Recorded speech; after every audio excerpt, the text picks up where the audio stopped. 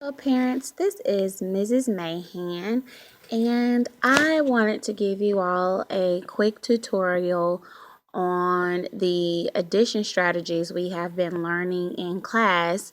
We've been mainly focusing on break apart and number line. This week we have really been focusing on number line, and this is what they're mainly going to be tested. No, they're going to be tested on break apart and number line this week. I'm sorry about that. So I just wanted you all to see how we have been actually adding by showing how we can add on the number line and by breaking apart the number. So first I'm going to show you how we break apart how we use a number line adding 348 plus 223. Well, I explained to the students that before we do that, we always break apart the smaller number. And so with the number 348 plus 223, 223 is, of course, the smaller number. So we're going to break it apart. All right, so we're going to start off with our ones. We only have 3 ones. We have 2 tens, and 2 tens equal 20. And we have 2 100s, which equal 200. All right, so we are going to draw out our number line. I use probably 2 lines because we might not have enough room. So the number we are actually placing on the number line is the bigger number, 348. Now we need to add 223 from 348 on the number line. So we start actually backwards. You know, when we're adding during algorithm, we'll start with our ones placed, then our tens and our hundreds. But on the number line, we start with our the higher place. So in this case, it's going to be the hundreds place.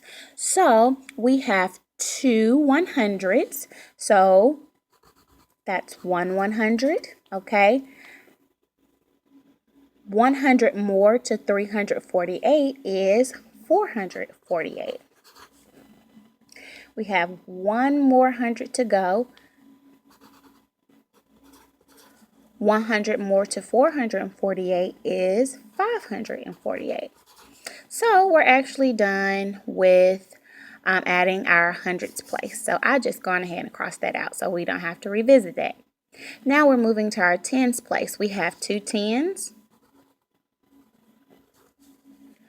10 more to 548 is 558. And I always tell the kids that when we are changing places, the number in that place is going to change. So if we're actually moving to our tens place number is going to change.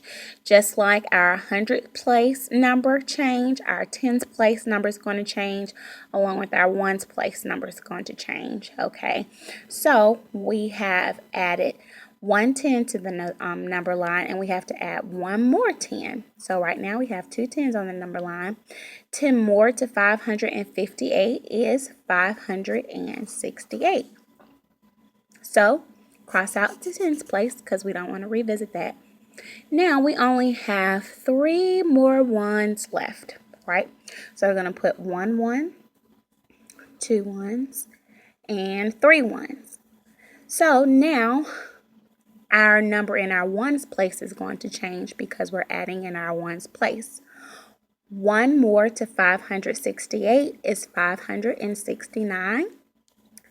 1 more to 569 is 570. And 1 more to 570 is 571. Our answer will be our last number on the number line, which is 571. Okay, so that's how we add 348 plus 223 on our number line. We're actually just breaking the number apart and adding it on the number line. All right, now we're going to use that same problem and we're going to use the break apart strategy.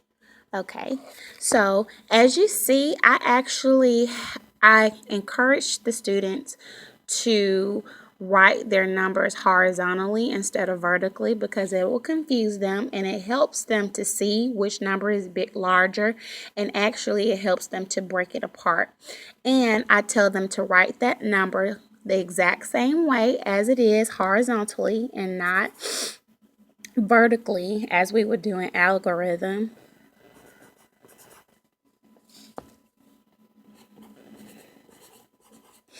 So we're just rewriting that same problem again.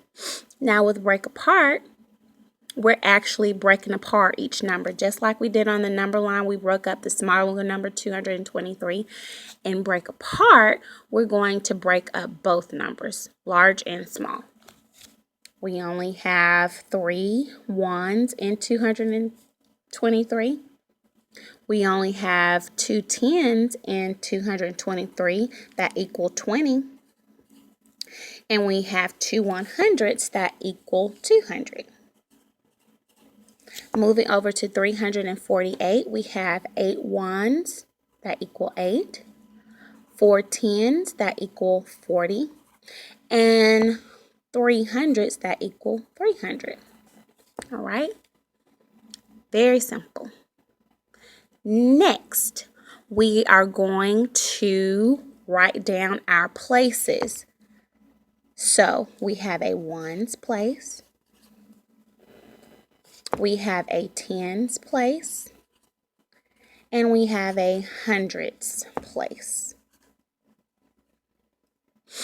All right, now we are going to write down our ones for each number. So we have 3 ones in 223, and we have 8 ones in 348.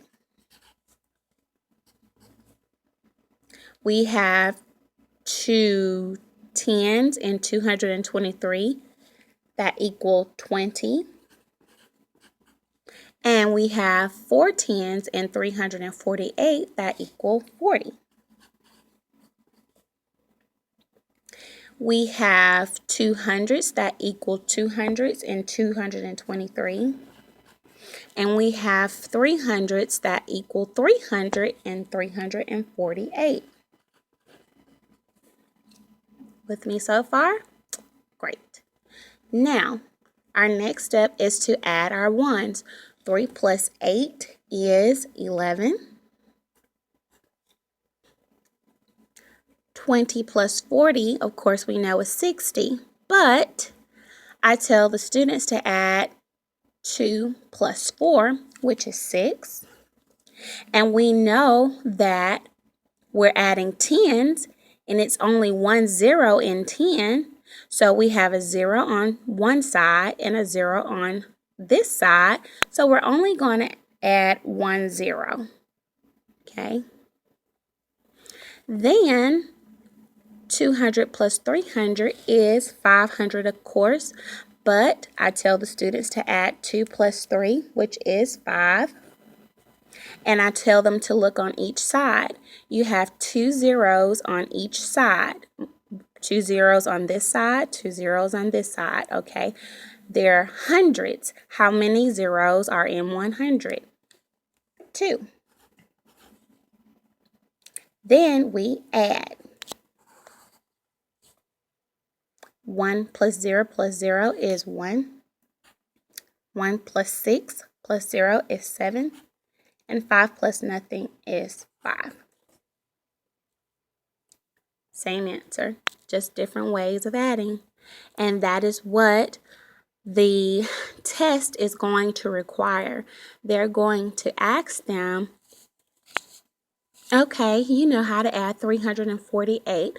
Well, show me a different way. And now they are able to show they're adding in different ways. They can show by using a number line or breaking it apart or using algorithm. I haven't actually I will post later the vertical addition, but this is the main 2 ones that we have actually been practicing in class, and I want them to be able to get comfortable with it. And then too, I want you all to be able to reinforce it at home by using this video. I hope, parents, this all helped you with the many questions and concerns on how we've been adding in class. And if you all have any questions, just send me a message on Dojo, or you can just comment below. Thank you so much.